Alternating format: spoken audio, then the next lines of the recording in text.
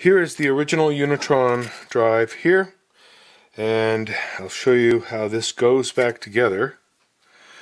For those of you, for anyone ever needs to take one of these apart or work on one of these, you're going to need to know how this works. It'll be useful to have something like that. I've of course removed this particular piece right here from this. But this is all the original. This is my replica over here, and I'll show you how that works. I made this using standard Boston gears. This part, like so, needs to go on, and there's a little flange here that fits into that slot, and that then allows this to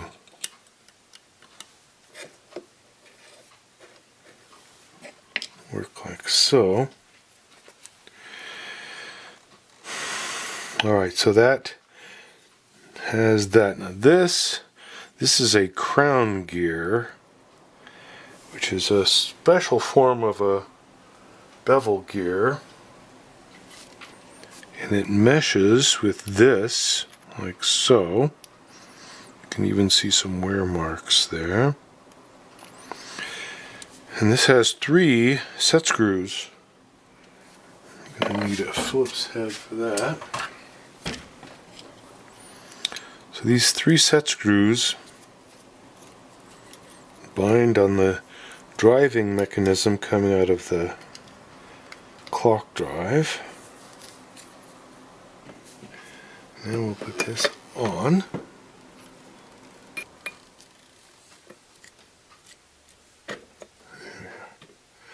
There is my registration mark. And this crown gear is actually attached, not really attached here at all. Matter of fact, I should be able to come around and tighten these other ones up by rotating that. I found the soft spot. Very good. That thing is not gonna slip, that's for darn sure. I made mine pretty much the same way, but not quite as robust as that. I don't think.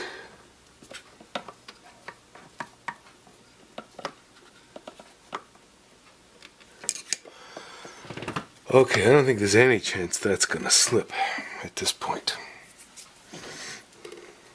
Okay, so that's on real well. Next order of business. I never bothered to remove this here. Not even sure how you do that. But this thing slides on here. It's very, very nicely made. And it'll fit right in there beautifully. There are going to be some screws that go in the top to hold it down.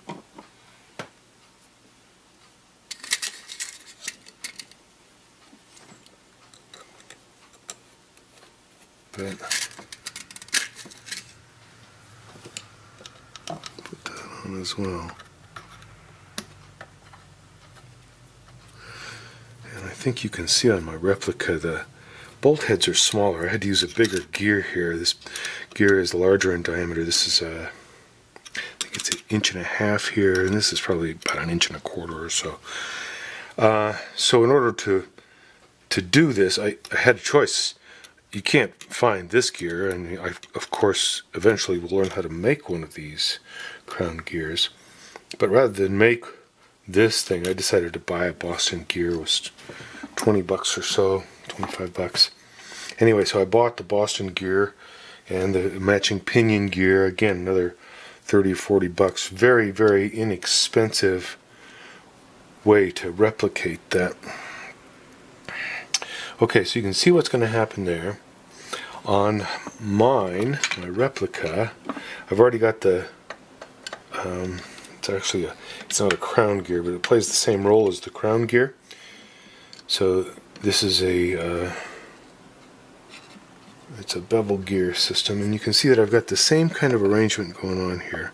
I don't have quite as much flexibility, don't have quite the degrees of freedom of the Unitron still should be most adequate. You can see this goes quite a ways one way or the other. This will go a little ways one way or the other.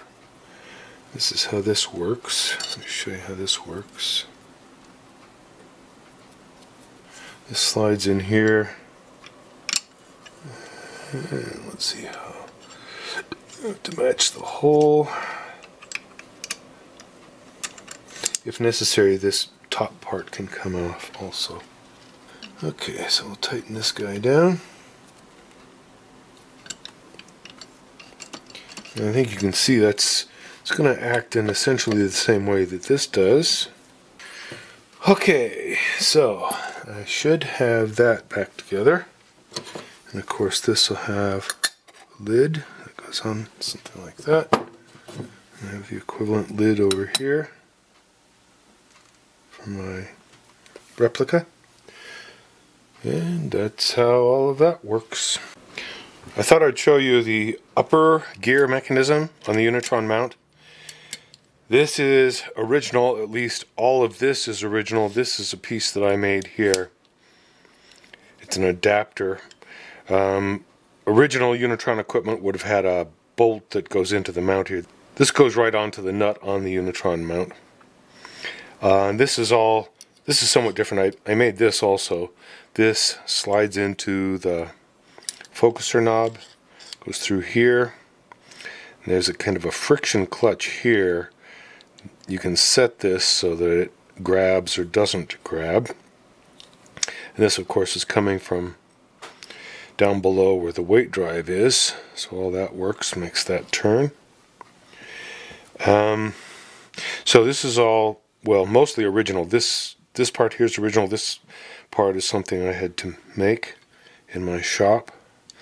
And I'll take this apart and show you what's inside here. This is my replica of the same thing. And again, this is something I made in the shop, and to be compatible with the rest of it, I made this in brass also. But it's the same exact idea. Everything functions pretty much the same. And I'll take this apart and show this to you also.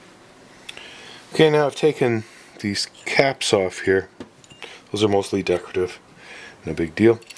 And I wanted to show you what these look like. These are the original Unitron, and you can see that those bevel gears are very well made, and they're also nice and compact. This has to be designed so that this can pass through it, and then it acts as a friction clutch like that. So it's pretty tricky to make something this small and compact to do that operation. And these gears here, I'm quite sure Unitron made them, whoever the machinists were, which they were excellent machinists, made those, I'm sure, from scratch. And eventually I would like to learn how to make those as well. For right now, what I used was some good old Boston gear. This is a Boston gear, bevel gear, and you can see that this is pretty big, bigger than these, and would occupy quite a bit more space. But I figured for this particular operation I could turn those down, and that's what I did. I took a couple of Boston gears, that same exact gear, put it on the lathe, took off those outer extremities, and I think that'll operate just fine. So that's how the upper gear mechanisms work.